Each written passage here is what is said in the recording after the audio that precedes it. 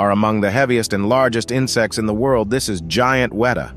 Native to New Zealand, they are the heaviest confirmed insects. Some individuals can weigh as much as 70 grams and have a wingspan of up to 18 centimeters. Despite their somewhat unnerving looks, giant Wetas are relatively harmless to humans. These insects are herbivores, primarily feeding on plant material, leaves, flowers, and fruit, but they prefer to satisfy it even with newborn chicks. But when the bird enters the alert, desperately trying to prevent the inevitable, but these creatures have ducts on their bodies through which they splash their caustic blood. But without success, it collapses and in turn becomes food for other grasshoppers.